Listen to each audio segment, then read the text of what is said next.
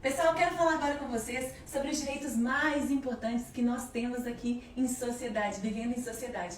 Todos nós temos esses direitos e eles são questões de prova que aparecem com frequência. Eu tenho certeza que vai aparecer nessa prova. Vamos revisar comigo? Quando eu falo sobre direitos fundamentais, olha esse tópico aqui, está todo em verdinho, você já sabe. Tudo que está destacado em verde no material responde a até 100 questões de prova. Vamos entender. Quem são os titulares dos direitos fundamentais, professora? Todos nós. Todos os brasileiros, natos e naturalizados, estrangeiros que moram no Brasil, estrangeiros que estão passeando pelo Brasil, detêm esses direitos fundamentais. Inclusive, pessoas jurídicas e pessoas estatais também terão alguns direitos fundamentais. Sabia? Por exemplo, uma pessoa jurídica ela pode sofrer dano material? Pode sofrer dano moral? Claro que pode. Então, existem alguns direitos fundamentais que são extensíveis a pessoas jurídicas. Sim. Entretanto, não são todos eles, né? A gente sabe, por exemplo, que as pessoas jurídicas não terão direitos trabalhistas. Né? Não corresponde à natureza jurídica de uma pessoa jurídica esse tipo de direito, correto? Mas lembra, para fim de prova, alguns direitos fundamentais também são titularizados por pessoas jurídicas. Beleza, dito isso, vamos falar sobre cada um dos direitos. Primeiro direito, direito à vida, é um direito fundamental. Galera, aqui no Brasil nós temos direito à vida intrauterina e extrauterina. Intrauterina, prof, claro, porque a prática do aborto é vedada, salvo em algumas situações.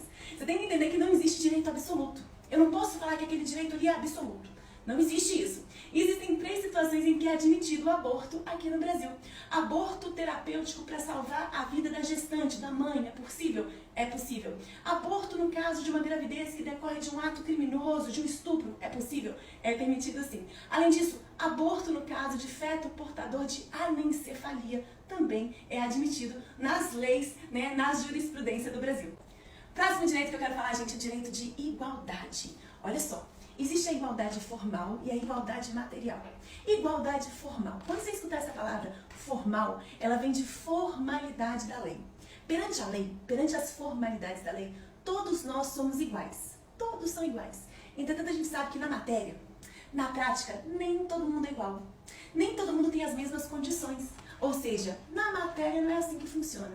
E daí que surge a noção de igualdade material e isonomia material. O que acontece? Como o Estado sabe que nem todo mundo é igual, o Estado não vai tratar todo mundo da mesma forma. Ele vai tratar os iguais de forma igual e os desiguais de forma desigual, na medida em que existe uma desigualdade, no sentido de reduzir as desigualdades que existem entre os seres humanos em sociedade. Ou seja, o Estado não vai tratar todo mundo da mesma forma. Ele vai conferir um tratamento especial para pessoas que precisam, em virtude do fato de que existe uma desigualdade na matéria.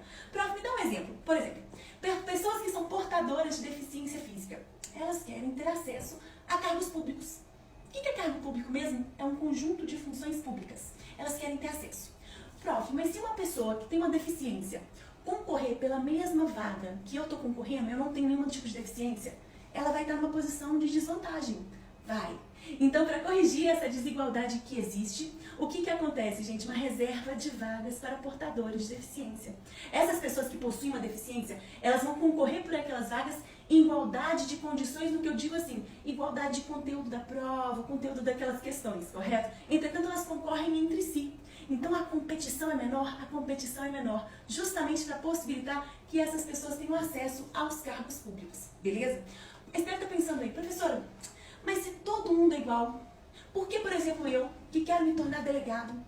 Outro dia eu fui me inscrever no concurso público e vi que havia um limite mínimo de altura para exercer o cargo de delegado. Isso está certo? Como é que funciona isso?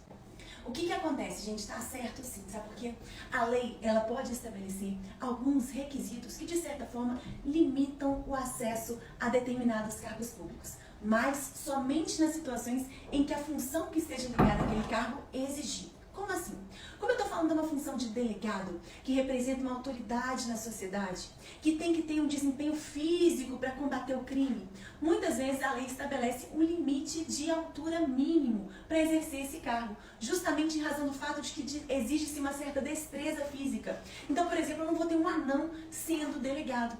Prof, isso em virtude de quê? Em virtude das funções que o delegado desempenha. Ou seja, para fins de prova, a lei pode estabelecer algum requisito que vai limitar o acesso a alguns cargos públicos desde que essa limitação, esse novo requisito, esteja atrelado, envolvido, relacionado com as funções daquele cargo, que se justifique, né, gente? Em razão da função de delegado, se justifica esse critério de altura mínima. Só que questão de prova, somente a lei pode fazer isso. O edital não pode estabelecer um novo requisito, somente a lei.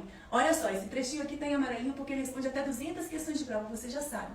Todas as questões de prova foram encaixadas nesse livro aqui, todas. E ele é fininho, responde a qualquer questão de prova dos últimos 11 anos. Todos os trechos em verde respondem a 100 questões, os trechos em amarelo a 200 questões e os trechos em vermelho a mais de 300 questões. É para resolver questão página a página. Terminou de entender? Já aplica o conhecimento na hora. Continuando, vamos falar sobre cada inciso desse artigo 5º. Olha aqui, gente, primeiro inciso. Está falando da igualdade formal entre homens e mulheres. Homens e mulheres são iguais em direitos e obrigações perante a lei. Beleza, isso, igualdade formal. Mas na matéria a gente sabe que homem e mulher não é igual. Sabe por quê? A mulher é muito mais frágil. Em razão do fato de ela ser mais frágil fisicamente, a mulher muitas vezes é vítima de violência doméstica. Então, o Estado, sabendo que na prática, na matéria, na vida real, não existe tanta igualdade entre homem e mulher assim, foram instituídos alguns instrumentos para a proteção da mulher. Por exemplo, Lei Maria da Penha. Vocês estão vendo aí que nesse inciso a gente consegue já entender aqueles dois conceitos de igualdade formal e igualdade material? Perante a lei todo mundo é igual. Na prática não é assim não, então o Estado trata de forma desigual as mulheres, garantindo instrumentos para que elas possam se defender, haja vista que elas são vítimas, nas grandes maioria das situações, de casos de violência doméstica. Segundo inciso, pessoal, ninguém será obrigado a fazer nada senão em virtude de lei. Eu estou falando do princípio da legalidade, né? Nós somos livres para fazer o que a gente quiser, exceto o que a lei proíbe, exceto o que a lei estabelece que a gente não pode fazer, exceto o que a lei tipifica como crime, a gente não pode fazer. Só que o Estado funciona diferente. Nós estamos em um Estado de direito, Estado que obedece ao direito. Enquanto nós somos livres para fazer o que a gente quiser, o Estado só pode fazer o que a lei autoriza. Você sabe que o Estado tem que obedecer à lei a todo momento. Prof, mas a lei consegue estabelecer tudo que o Estado tem que fazer? Tudo, tudo, tudo? Não, né, gente? A lei não consegue esgotar tudo que pode acontecer na vida real. Então, existem situações em que o agente público gosta de uma certa margem de liberdade para atuar, desde que respeitados os princípios administrativos. Margem de liberdade dentro dos limites da lei, tá bom?